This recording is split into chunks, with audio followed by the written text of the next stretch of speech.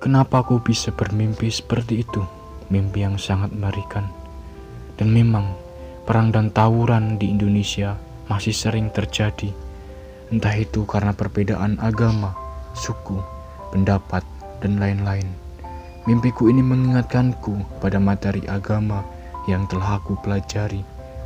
Aku harus berusaha untuk membagikan pengalamanku ini, supaya banyak juga yang paham akan pentingnya toleransi dan menjaga keharmonisan dalam bermasyarakat.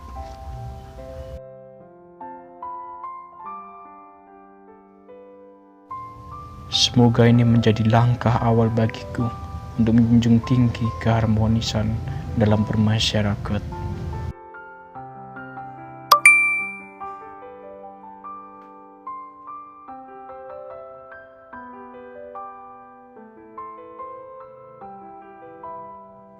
Apa sih hubungan agama dengan kebangsaan? Hubungan agama dan negara sangatlah erat, karena agama dan negara hidup secara berdampingan. Di Indonesia sendiri, dalam Pancasila, agama merupakan sesuatu yang dikeramatkan. Bukan hanya satu agama saja. Dalam Pancasila menyebutkan bahwa ketuhanan yang Maha Esa merupakan suatu hal yang menyeluruh, menyangkup semua agama dan kepercayaan yang ada di Indonesia. Dalam dunia politik yang semakin modern juga, banyak partai-partai agama yang menyumbangkan ide atau gagasan mereka demi majunya negara Indonesia. Jadi, dalam hal ini, agama dan negara memang harus hidup secara berdampingan, menjaga kepentingan bersama agar terwujudnya suatu hubungan yang harmonis di tengah-tengah masyarakat.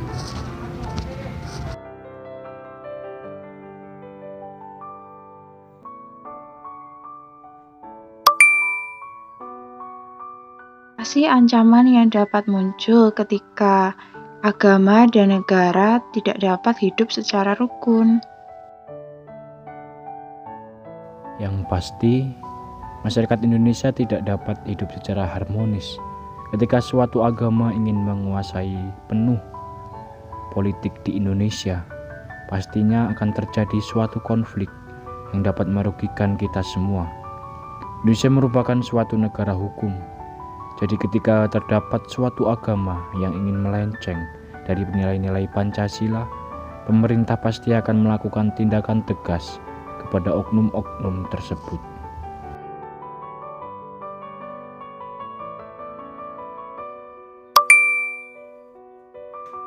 Jadi, apa yang harus kita perbuat agar negara dan agama bisa hidup secara harmonis? Tentunya kita harus menjunjung tinggi toleransi dalam beragama. Toleransi berarti menghargai.